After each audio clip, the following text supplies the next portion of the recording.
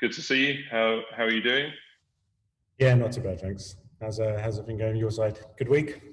Yes, good week, busy week. I think it's I should be happy that I'm busy. I think that's the takeaway. I read an article that apparently work from home increases your workday by 3 hours.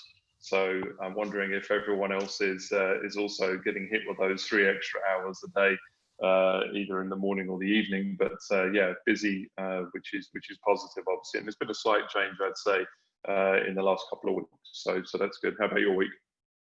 Yeah, very similar. I think the days kind of seem shorter. You get to that point when it's like 3 or 4 o'clock, and you're like, "Where's the day gone?" But yeah, like I think, like you said, it's a good sign. Yeah, it's positive. So I guess we should acknowledge the fact that there's some people out there watching us. So we're starting to see people coming in. So morning to everyone. Welcome to the Digital Growth Show. If this is the first time you've seen the show, where have you been? We were here last week. This is crazy. I can't believe you missed the first show.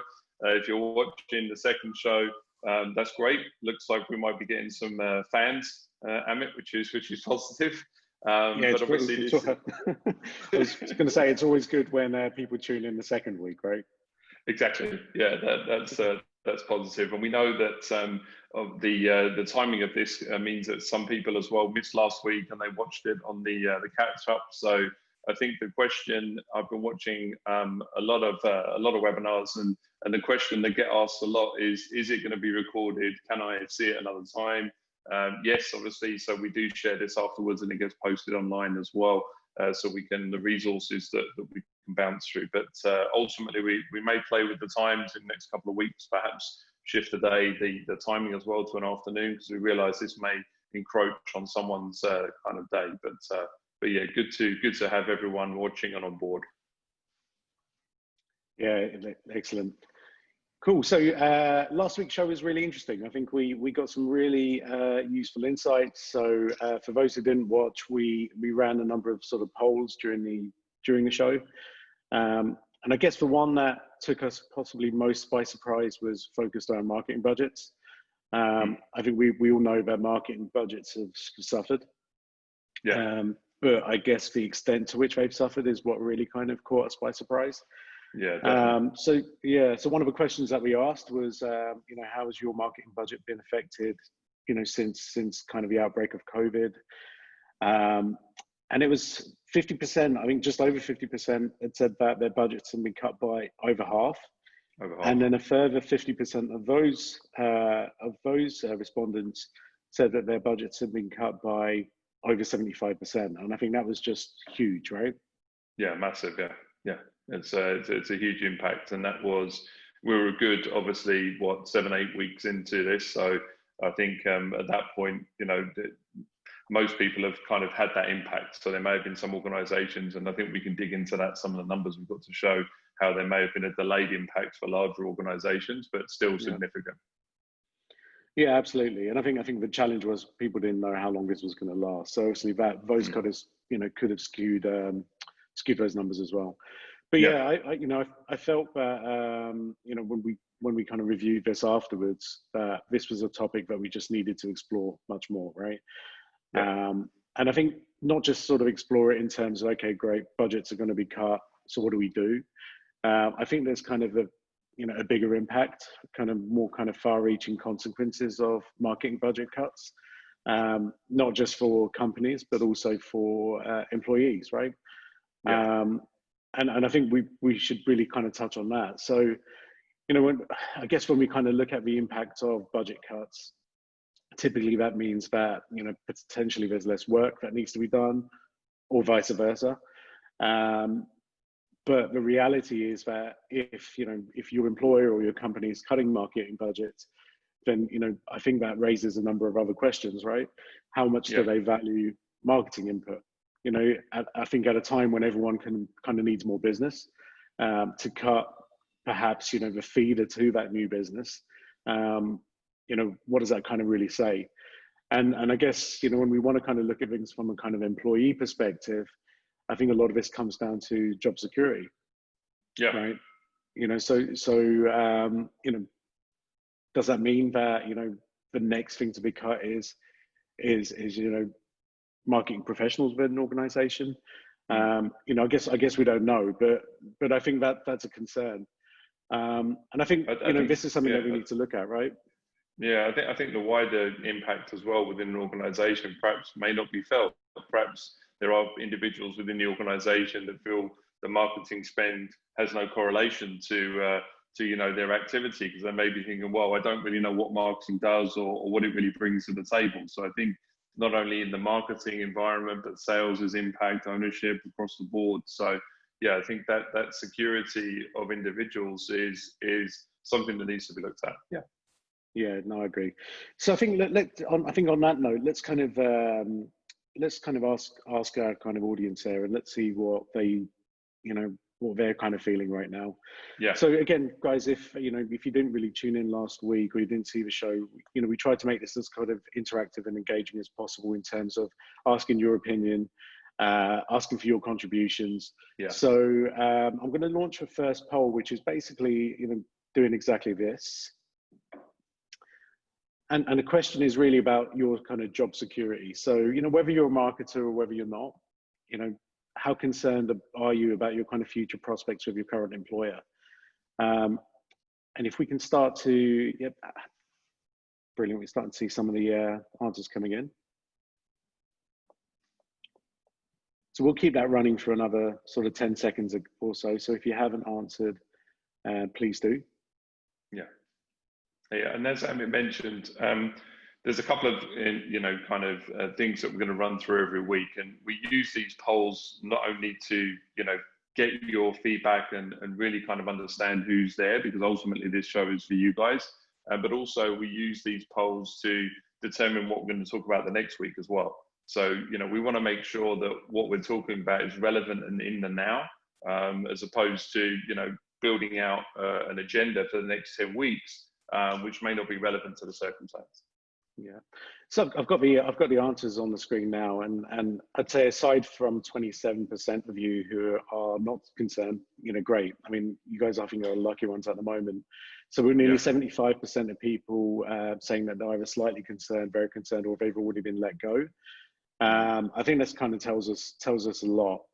And I, you know, I feel as if it's important that we kind of address that, Andrew, you know. So, you know, what is it that employees can do? Because again, marketing budgets have cut, but I, you know, I feel as if there's a lot that marketing can still do as a contribution to the company's kind of future success, right? You know, you know, irrespective of whether there's kind of large budgets or not. It might mean, you know, working harder. It might mean working smarter. But I think first and foremost, learning new skills. Yeah.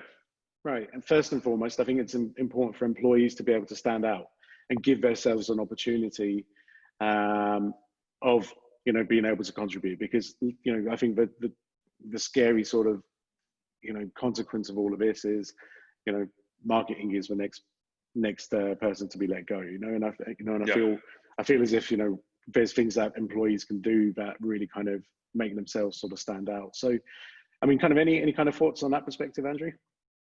Yeah, I think that this is the time to almost reevaluate your own position within the organisation and the contribution that you obviously, you know, put forward. So I think obviously this is dependent on the organisation that you're within. So I think what we're seeing is a bit more fluidity as far as organisations allowing, you know, employees to essentially start to contribute more. So I think obviously everyone, or majority lion's share of people working from home, so they do have an opportunity potentially to focus their energies and their efforts on other activities that ultimately contribute to the overall success of the individual and ultimately the organization. I mean, interestingly enough, if you look at some of the large tech companies like, you know, Google and kind of Twitter, Facebook, they for years have been allowing their employees to focus, you know, a day or half a day on some of their own activity, something that you know is they're passionate about, or something somewhere else where they can feel they can add value. So I find it quite interesting that obviously has been happening up to this point, but this is a real chance for ultimately employees to retrain themselves or rehome their skills, or potentially even kind of bring some other ideas and thoughts to the table within organizations. Obviously this is possible. So I think there's, this is a real chance for individuals to kind of put it on themselves to say, okay, right, I know that marketing budgets have been cut. I know obviously we're in this current situation. What can I do? How can I, improve my reach? How can I improve my knowledge to essentially make suggestions and put ideas forward? Because I think the thing is with this, okay, necessarily they may not be actioned, but at least, from an employment standpoint, you're seen to be adding further value to your already kind of valuable core.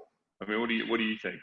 No, I agree with you. I think there's a couple of problems here, Bo. And the first is remote working, right? So many of us are still, not in the office.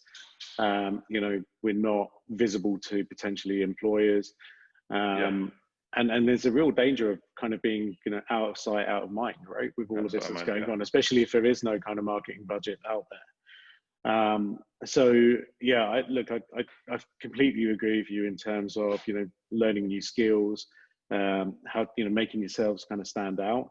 But I think there's other things that we can kind of recommend as well. And I think let's look at this from a kind of employer perspective. So we've got a team of people that are in the same situation, right? They're sitting at home, they're working.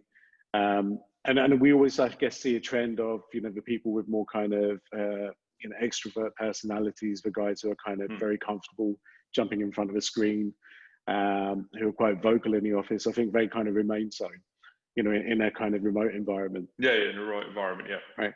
But we know that a number of our kind of stars are those who are very quiet, right? They just diligently get on with their work. And I think it's kind of been able to kind of recognize that, especially when companies are having to make really kind of important decisions right now. Yeah. So, I guess there's a couple of kind of tips, but I guess the most important one from my perspective is I just feel as if employees need to really kind of stand up, try and be innovative, try and be kind of helpful, and come up with ideas, right? And not just kind of ideas for the sake of ideas, but ones that they've kind of thought through. And even if these don't get implemented by the employer or by the company, employees remember that, right? This is someone who's actively trying to help us to save a business, grow the business, whatever that looks like. But that's kind of what we do, right? We want to know, which team members are rolling their sleeves up, which ones are kind of ready for a fight, which ones really kind of passionately care about what they do and who they do it for. Yeah. And I think, standing up and, trying to be counted, trying to contribute is absolutely one sort of critical thing. The second thing is, I think, to tell employees is be brave. I think there's a tendency, and especially in the regions that we operate in, where people play it safe rather than brave. Yeah. Right. I mean, so what do you think about that? This is a time to be brave, really. I mean, I think if we just go back to the poll, just a few minutes ago, where obviously 75% are slightly concerned or already been adversely affected and currently are not obviously working. There's no better time to be brave in this sense. So this isn't a time to be shrinking in the background and becoming part of the background on furniture. This is the time to kind of want to shine. And perhaps highlight some of the things that you want to focus on. I think the thing is that, this isn't about bragging. This isn't about kind of waving the flag a bit too hard. It's just about increasing that confidence and making suggestions. It may be, for example, I mean, we have a pretty, I'd say, solid communicative environment at Nexa. So we have the daily meetings. We have top and tail meetings at the end of the week with the whole team. We're constantly on video with each other, and we have an always on video policy in our company as well. But if that isn't in your company, perhaps it's getting, groups of your individuals in your department together. Perhaps, kind of even doing something like, by the water cooler, we obviously edit. So I think the thing is that it's looking at other initiatives as well that you can potentially do for yourself, and then ultimately how that can be realized in the environment you're in as well. Yeah. Yeah, and if you're really not sure where to get started, speak to your employers. Yeah. Right. Ask where they need help. It might mean that you have to do things that you don't typically do. Yes. But again, if you're seen as contributing, I think it can help. But I think, yeah, I mean, even if you're an environment that frankly, it's difficult to work, put your hand up and say, listen, guys, I need to help. What can I do? Because trust us. At the moment, everyone needs help. Okay, within an organization, everyone does. So nobody has all of the answers. So to have additional, even somebody putting a hand up and saying, hey, listen, I've got some free time. This task that I usually do, I can't currently do, for example, because bear in mind, employers may be blissfully unaware, right? As far as, some of the impacts of obviously, reduced marketing budgets and these. I'm not saying that all of them are, but some of them will be. So I think putting your hand up and saying, hey, listen, I can help. What can I do? How can I, just getting out there and being brave, like you mentioned. No, I agree. Awesome. So I hope that's kind of helped some of you out there, to really kind of, start to focus on some of the things that you can do. Andrew, shall we kind of dig into the data a little bit? Because I think, I think what we've seen is really interesting. Exactly. Just before we kind of move on to the data, what I would say is that we're going to kind of put a resource link after this as well. So when we send out the mail, we'll put a couple of resources to some other areas as well that potentially as an employee you can look at kind of those first bold steps and being brave, obviously, because I think that's something that we could talk about for the next hour and a half, right? But obviously we're trying to keep these fairly tight. So just to remind everyone before we kind of jump into these numbers, because I'm pretty buzzed about getting into this. Yeah, awesome. So let me load up the first set of numbers, and it really kind of I'd say almost confirms what we heard last week and what we've been kind of seeing around us. So let me just load that up.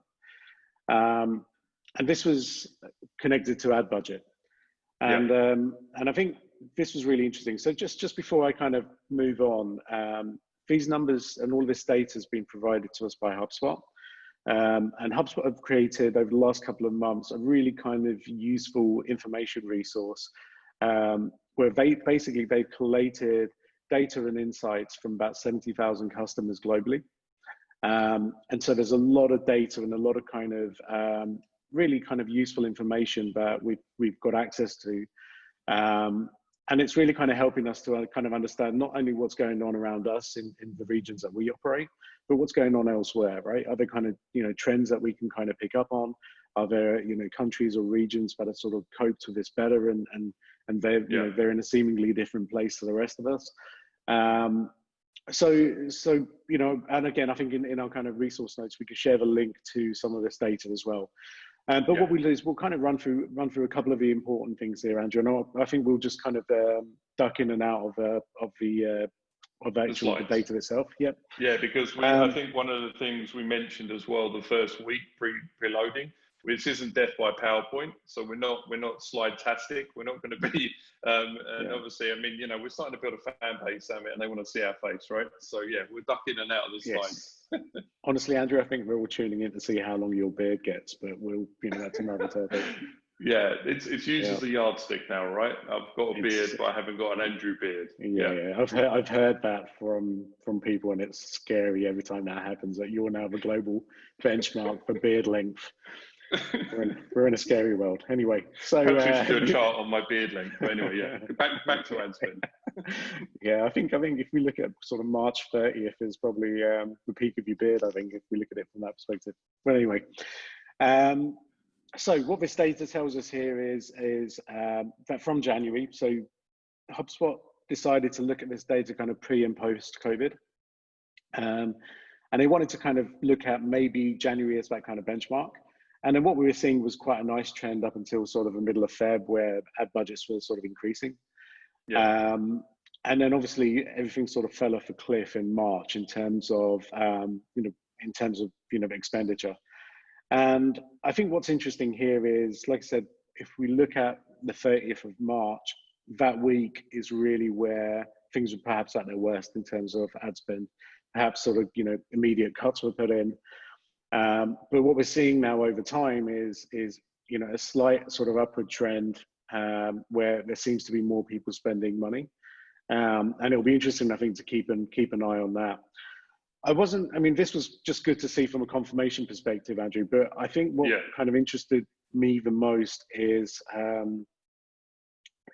this slide. So, and the one after, which I'll go into as well. But this was just a bit more of a confirmation in terms of which industries have been affected. And obviously we've got this sort of pink line here, which is travel, and then the grey line, which is entertainment. And we all know that, right? So I'll move kind of quickly on from there. This was the one I think that surprised me, and it'll be interesting to get your take on this as well, Andrew. So, when we look at sort of, recessions, when we look at, any kind of business crisis, we almost feel as if, the bigger companies, the ones with bigger sort of cash buffers and reserves, these are the ones that, really kind of dominate these times because, they've potentially got more money to spend. They've got the kind of reserves that SMEs don't have at all. And I think it was really interesting because I think a lot of us just anticipated that actually maybe it's for bigger companies that won't be affected. They've got budgets that were set out for 2020, and why would that change, right? And I think what we saw here was something quite interesting in the sense of this bottom key here is the company size. And initially, while essentially the rest of the world was kind of panicking, and we're hitting kind of middle of March here. So SMEs were affected, and then we started to see, a bigger impact, in terms of SME spend. What we kind of see in the background is that larger companies now, and granted, 200 people isn't a large company, but I know HubSpot within their data set do have large companies. But it's interesting to see how they've almost reacted late, right? But their impact is potentially more damaging to economies and to marketing companies, I guess. And publishers than some of the SME impact. I mean, what's your kind of thoughts on this? Yeah, I think obviously, do you want to pull away the slide, Amit, or do you want to keep the slides up? Just concerned. So yeah, I think what's interesting about this is this potentially almost falls in line with some of the job cuts that we're starting to see, and we're starting to emerge for some of the larger organizations where, because people were unaware of how long this would last, perhaps the larger organizations did have the capability to have some cash reserves and obviously look at continuing to spend, obviously, and look. But now we're reaching that point where large organizations are looking to drastically cut costs. And they're looking to make sure that they can survive. So either be through losing staff, obviously, or letting people go, but obviously ultimately the impact on ad spend as well. And if you look at that as well, I think that it may just be the organizational size. So as we mentioned, obviously it's 200 plus, which isn't particularly a large organization, but it still means when you've got that kind of 200 employee mark, it's difficult sometimes to navigate. So whereas the SMEs were able to pivot, so it may be looking at a entirely different service line or product line. It may be moving all of your business online. In the smaller organizations, usually, they're more nimble. They can reallocate budgets. So there's not, 15 signatures and a committee. And if we need to reallocate budget, for example, some of these decisions can be made a bit faster. So I think that, now you're starting to see that ad spend on here is effectively, it's like a second wave. So the first wave, as we saw, was, people that were immediately affected. Okay, we've got to cut ad spend because we don't know how long this is going to go on, and we don't have a cash burn. And now you're starting to see those larger organizations be impacted by this as well, right? Yeah, absolutely. And I think this is, my concern is how the second wave, how damaging is that going to be? Yes. Yeah. Right. Because, I guess, there's a number of different points here, but the first is it feels like, that kind of delayed responses because of some of that red tape and things like that you mentioned.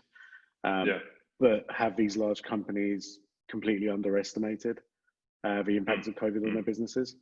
Right? Does that mean that they're now in panic mode and perhaps are even cutting more than they perhaps should? Right? And then the knock-on effect of that on publishers and marketing agencies and everyone who's kind of impacted by this. I feel as if that's really, potentially dangerous. I think it's something we need to keep an eye on for sure.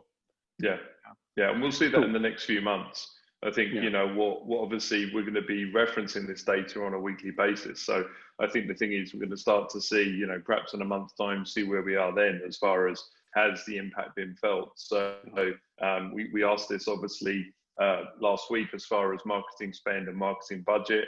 You know, perhaps when we ask this in a month's time, the question may be answered very differently. So you may kind of see, you know, the whole people that are watching, obviously, that say, no, yeah, look, 100% it's been cut. You know, that's it. Yeah, no, interesting. So let's look at some of the things that people can do, because, you know, when we look at sort of budget cuts, especially related to marketing, I think, Andrew, we've kind of been through, you know, the 2008 and 09 recession, and again, similar things happened at that point. So as marketers, we preach to the world that this isn't an opportunity to really cut marketing. What you should be doing is doubling down on marketing. You know, this is an opportunity to kind of increase market share, you know, especially if your competitors have stopped spending. But the reality is that if people haven't got money to spend, they haven't got money to spend, right? So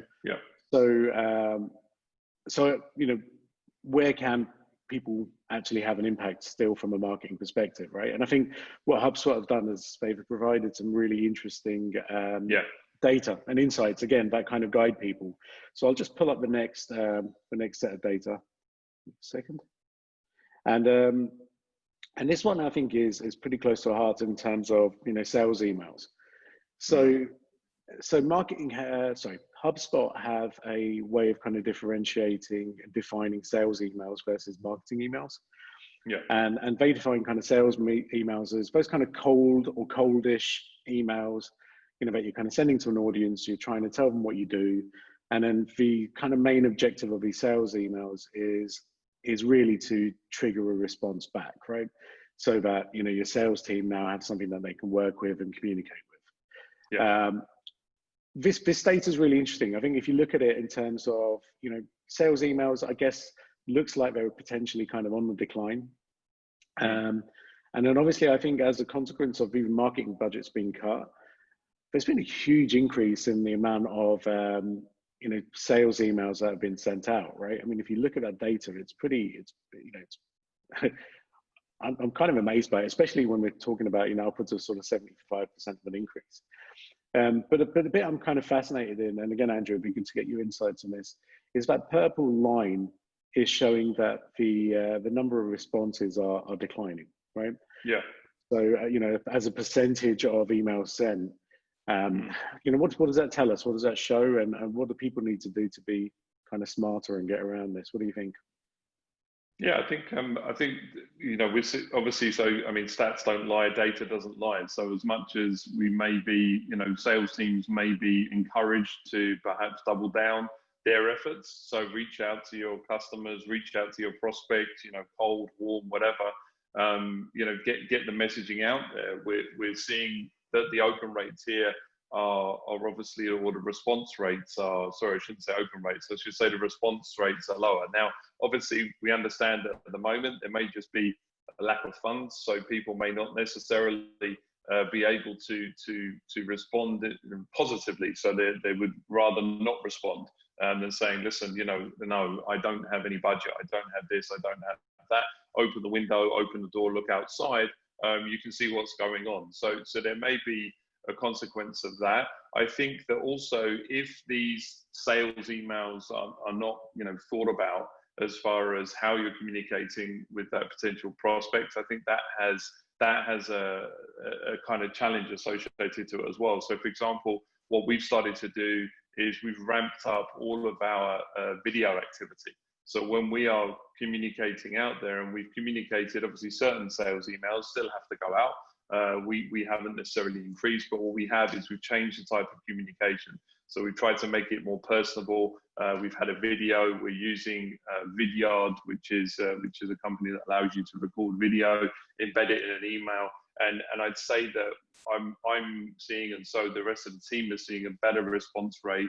We're seeing that across for clients as well. That, I mean, everyone I'm encouraging to use video to communicate to prospects. So I think, you know, yes, there is a decline in the response. Okay, how can we combat that? I think one of the areas that we can combat is be relevant, not blanket as far as our approach, and then also add a personal touch to that communication by way of a video. Yeah, I think that's great advice. You know, video is powerful, but I think very sort of underutilized in the email world. So yeah, that makes a lot of sense. Yeah. So yeah, and look, it may be. I think the thing is as well that we have to realise that just the sheer scale of emails that are coming through as well. So probably everyone's inbox now has 1,500 webinars. So really appreciate you guys watching ours. But you know, in addition to more information, more blogs, so that may be one of the reasons as well. Sure. So let's kind of look at this from a marketing email perspective, because I think we're seeing a very, very different story here. And so again, let me kind of define how you know, what HubSpot kind of classes marketing emails. Yeah. And these are kind of emails that are going out to people that potentially already know you. So it might have been a current prospect, it might be a previous prospect, it might be a customer. And what you're trying to do here is kind of drive more education, perhaps more nurturing. You want to kind of introduce them to new products and services, whatever that kind of looks like. And the difference is kind of staggering. I think, firstly, there seems to be less people, you know, as a percentage compared to sales marketing emails, less people seem to be sending less marketing emails.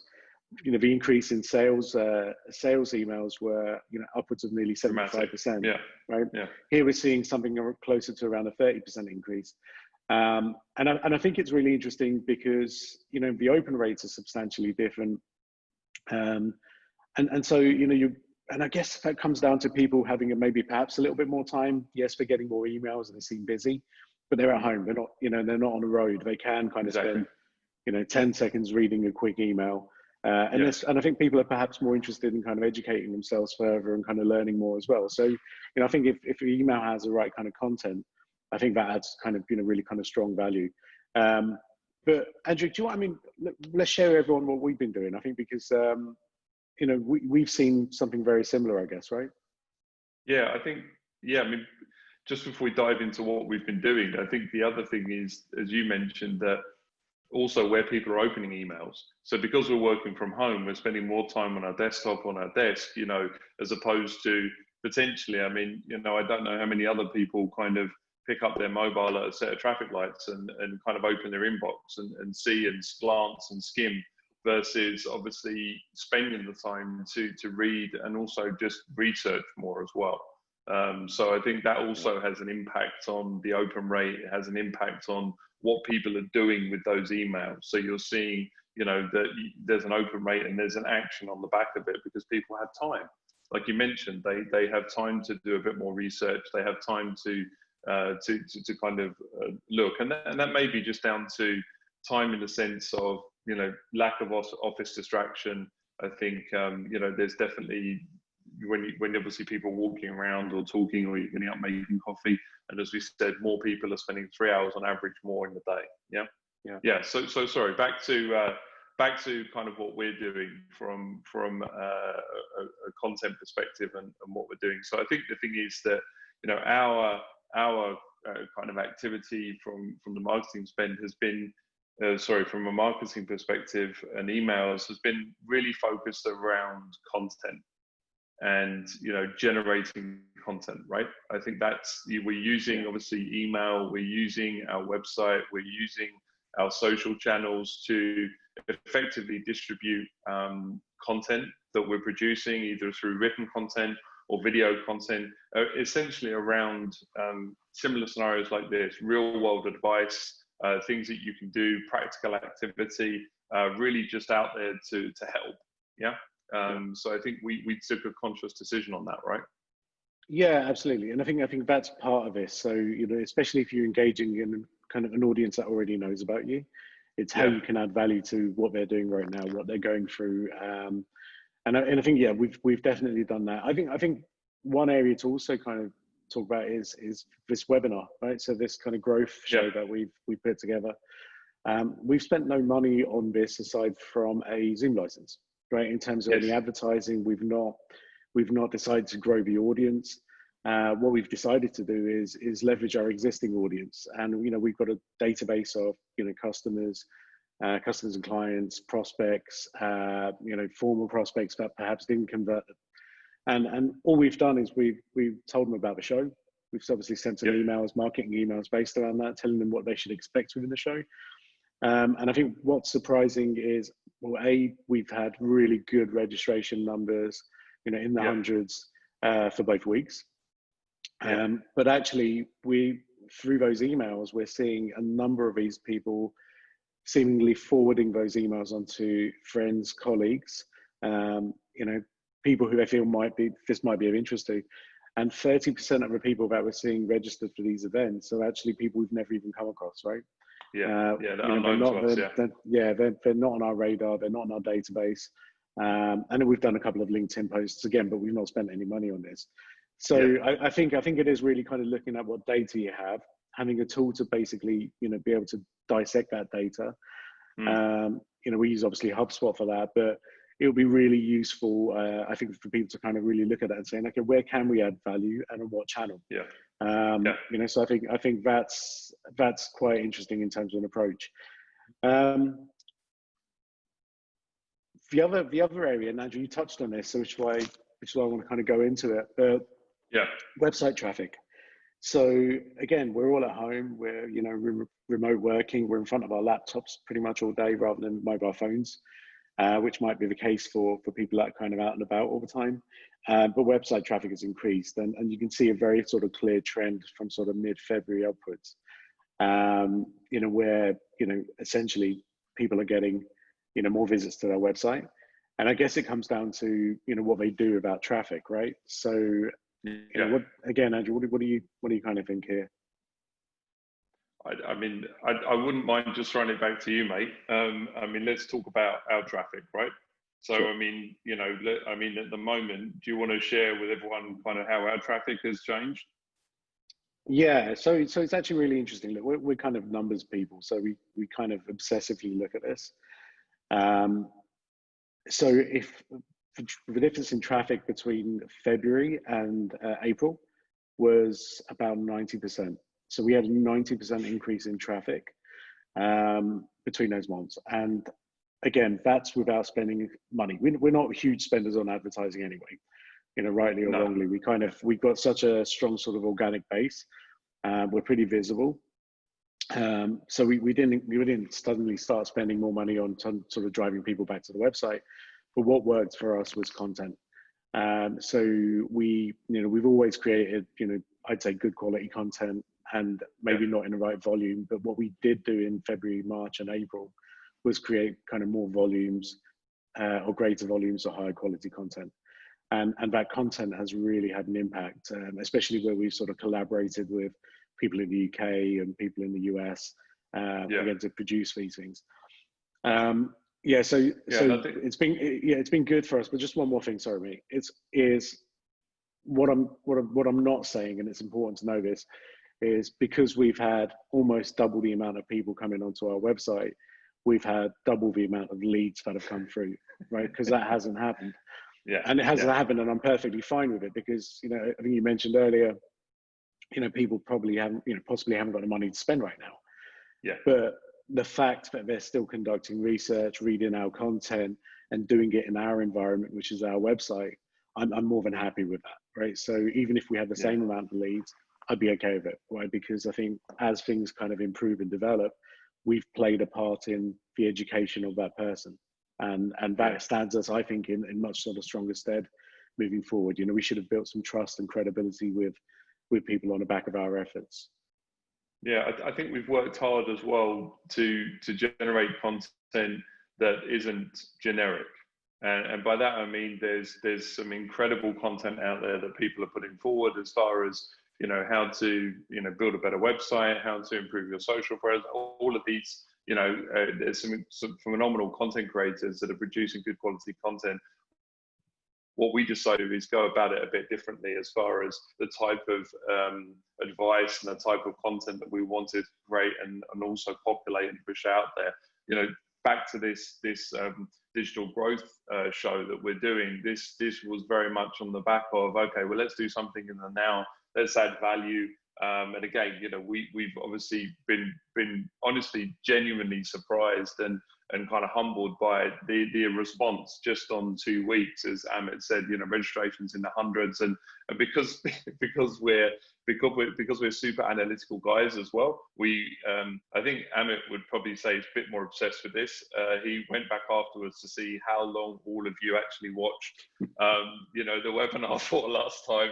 And he's like, okay, this person watched it for 31 minutes. This person watched it for 28. So, we kind of took a deep dive on that as well. But I think the thing is, obviously, from a content perspective, I, even in the last week, spoke to three individuals, and I said to them, listen, get out there, get on LinkedIn, start creating content. I know one person that went out and bought an O-ring and a clicker so they can kind of film themselves on LinkedIn, because again, no marketing budget, limited resources, limited team, but they need to, so how do you get out there? You start producing content, and obviously, this may not have, as Amit mentioned, an immediate click or an immediate response as far as you suddenly see a hockey stick on your sales, but what it does do is it starts to help with the pipeline. It starts to help to have conversations. And as you said, Amit, this is 2 weeks in a row now that this audience that we're talking to, actually, Amit and I don't know you, or we may know you, but you're not popped up on the Nexa radar, right? Sure. Yeah. And I think, look, just to go back to the original point of this, which is how do we help marketers or marketing professionals to kind of implement things like this? This is where you can really engage your entire company. So, we understand that, the content we create ourselves. So things like blog articles, they're difficult to write because they take time. But what we did do is we recruited the help of every single person in our company, and we opened it up and said, look, guys, look, we understand some of you might not be comfortable with writing, but write about something that you see around you, something that you're passionate about. If it's related to the industry, even better. But what we will do is we will edit each article that comes in before it goes live, and we'll make sure that it's of the right kind of standard, but we'll give you absolute full credit for it. And that's had a really good impact, because it's just meant that we've been able to produce the right kind of volumes. That has been a kind of vetting process. And we've actually got some, I would say, some really good content that we're using in sort of multiple ways. So I think just as an extra kind of tip, try and do that, engage a company. If anyone wants, some actual insights, some data to back this up, I'm more than happy to share that with you as well. So, get in touch and just let us know, what you need, or if you'd like to build a case internally, and we can sort of help you present that and give you some solutions for that, just so that you can speak to your bosses about it. Yeah, I mean, I think we don't have this slide ready, but I mean, one thing to say is that we looked at this a few weeks ago, that not only is web traffic up, but time spent on the web has increased as well. So people are actually, looking at this content, reading this content, watching this content, and spending overall more time on our site. So it's not just people kind of bouncing in and bouncing out. We've actually got, individuals and people that are coming in, traffic to the site that is qualified and is spending time actually reading this content that's being produced. Yeah, no, agree. So look, I think there's a little bit more data I want to go into, but before I do that, because it's very kind of related to this, I'm going to launch another poll, because it'd be really kind of good to understand really the impact on everyone's business over the last 3 months, or the last 2 months, and then the next month moving forward. So there's 2 questions here. So if you could answer both, that'd be great. So the first question is focused on what changes in demand have you noticed in the last month compared to the previous month? So really we're talking about sort of March versus sort of April. And then the second part of this is, what are you anticipating for the next month moving forward? So say 4 weeks from now. Okay, we're asking people to work for this now, right? So we're kind of this isn't gated content, it's not chargeable, but what we do like is we like a bit of audience participation. So yeah, these, as we mentioned, these polls really help us understand the situation now, and then potentially what we can talk about and add value to you guys, for the future weeks. Yeah, so just wait for the last couple more to come in, and then we'll stop the poll. Okay, so really interesting. So let me share the screen. Yeah. Okay. So yeah, so really interesting. So people are seeing it's a real mix actually, which is actually quite good. Yeah, I mean, look, I think I guess a lot of this comes down to different industries. Yeah.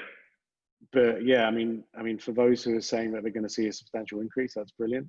And if we look at the next sort of month ahead, again, I think it's split down the middle, so reduced demand and increase in demand. So the reason I wanted to kind of ask this is basically just for almost like the last set of data that we've got, and this is very much kind of focused on hopefully sharing some sort of, or shedding some light at the end of this tunnel that we're all in at the moment. And if we look at this data, which is basically about the deals that are created and the deals that have been closed, again, this is across 70,000 customers of HubSpot. And obviously HubSpot as a CRM contains a lot of this data, right? In terms of how many new deals or opportunities have been created. And what they're able to track is how many deals are actually closing. And I guess, a lot of this kind of rings maybe very true to a lot of people where, last week of March, first week of April, perhaps was where, there just wasn't many deals closing. There wasn't many deals being created, but I think what we've seen in April is we're slowly starting to kind of head in the right direction. I think for any business or any industry, if you're suddenly, creating 30% less deals or closing even 35% less, I mean, it has a massive knock-on impact, right, and effect on the business. But the fact that if we look at even the last week, we've kind of gone from that low of 30% to maybe just over 10% in terms of deals created, which is great. And in terms of closed deals, we're seeing some some correlation with that as well. And I think that's kind of really important, because I think it does show us that potentially, we're going to hopefully get to a point of equilibrium in terms of where we were, where things are perhaps maybe not quite where they were, but close enough where we can all kind of survive and look forward. I mean, I think we're obviously industries that are still able to operate, as we saw obviously previously, like travel and entertainment is still a challenge, but for industries that need to continue to operate, we definitely kind of, there's a shift, and I think I sensed that last couple of weeks as well. I mean, I think we spoke about this, where it's kind of, well, actually we need to continue, because otherwise there's going to be even more serious consequences, right? Yeah, of course. I think, yeah, and again, it's difficult to measure what those consequences are, but I think the reality is that we're very much dependent on something that we can't control, which is obviously the virus. But I think with the kind of measures that people are taking, hopefully things can return a little bit more back to normal. We know things like travel and entertainment have been sort of hugely impacted, but if we start to see those kind of businesses opening, that that has an enormous impact from a kind of social perspective, maybe a kind of population morale perspective, and people may start actually spending money that they're not spending right now as well, right? Which kind of again impacts everybody. Hopefully. Just this last bit of data here, I felt it was important just to kind of throw in some regional context with this. So it's the same data. So we're still looking at kind of deals created as opposed to deals closed. But I think what we're seeing is, that, again, in the regions that we operate, we're still seeing that same trend, right?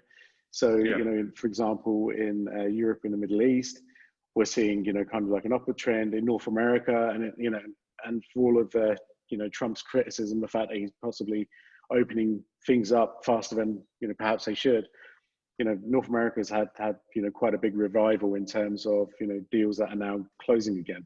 Yeah. So I think that's kind of really important to address. And I think there's, there is, businesses are really wanting to get back to normal as quick as possible. Yeah. And there's obviously kind of challenges and risks associated to that. But, hopefully, that last bit of data shows that there is some light at the end of the tunnel. Hopefully we are past the worst of it. And as long as we can kind of, do the right things, things should get better. A bit of Spike Lee there. Well done. The right thing, yeah. No, I agree. I think it's. I think we obviously we're continuing to remain positive. We're trying to add value. We're trying to help where we can, and obviously, hopefully we will start to see this continued activity. I think the thing I would say, if we go back to right at the beginning where we said, "How has your week been?" Frankly, honestly speaking, I think myself and Amit and the rest of the team, it's the busiest we've been. So, be it kind of potential prospect calls or engaging with existing customers to understand how we can help them and kind of move them forward and move them out of the current scenario. However that kind of slices and dices, the whole team is busy, which is obviously positive. And also just conversations that I have, and obviously the rest of the team have. Other organizations are busy, other organizations, even there's some organizations that have started going back to the office, starting to see that increase as well. So hopefully we start to see, as we said, we're going to continue to look at this data and we start to see a positive trend in deals created and then ultimately closed as well. Yeah. So look, I think just to kind of finish off, there's one question that we need to ask you guys, and it's important because this show's really about helping people as much as we can, right? So we know that, hopefully we're seeing now that, businesses can think about growth, even if it's growth from March as opposed to growth from 2019. But, for us to be able to kind of help you guys, it'll be really important for us to kind of understand what help you're looking for. So I'm just going to throw the last kind of poll up there. And this poll is just very much so that we can, we can sort of tailor the content that we share in the next few episodes based on what you guys are really kind of interested in learning more about. So I can't believe you didn't put grooming tips on there. That's surely that should be. We could do that as well. Grooming that, I'm not sure we're in the best place to answer that. You perhaps, mate. I think your hipster style is coming through. All right. Cool. Brilliant, guys. Yeah, so just a note on this, you can pick as many as you want here. So if there's multiple topics that you're interested in, go ahead and just select as many of those as you like. Service measurement, do you want to explain what service measurement is, Amit? Sure. So yeah, service measurement, it's an area which is very much geared towards growth. And really what we're trying to understand is how satisfied your customers are. So whether you're B2B or B2C. How satisfied are they with what you do and what you provide, measuring that, and then coming up with strategies to allow you to kind of, build more loyalty, retain customers, how to engage them more, how to turn them into kind of brand ambassadors. So that's really what we're talking about from a kind of service measurement perspective. That's nice. So just somebody just mentioned here that someone has picked all of them. So that's quite cool. Someone's just saying, if we thought the grooming tips would have had an impact on Andrew, it may be worthwhile. It's highly unlikely. I'll tell you what. That's brilliant. Thank maybe you. That's whoever that was. Thank you so much, because I have tried in vain over the last 2 to 3 years to politely tell Andrew about the length of his beard and the impact it has. Actually, it would be interesting to see what correlation there is between the length of your business and our kind of sales performance. So maybe I'll dig into those numbers for next time. That's too scary. Those numbers are too scary. Actually, I mean that's pretty good then. So we've got 68% on marketing insights. So topping out is business growth strategy and marketing, right? So, but I mean, all closely followed. Brilliant. Yeah. Okay, great. Thank you, guys. Look, really appreciate the input there. So we'll use this data to really kind of make sure that we give you the kind of content that you want. Yeah. And the kind of content that we can help. But I think from our side, it's nearly been an hour. So thank you very much, guys, for tuning in. Next week's show, there might be a slight kind of update in terms of the timings and the day, but we'll let you know about that. But nonetheless, it will be next week. So thank you very much, guys. Thanks for watching. I'm Amit. Yep, and I'm Andrew. Thank you very much for watching. We look forward to seeing everyone next week. See you then. Bye. Take care, guys.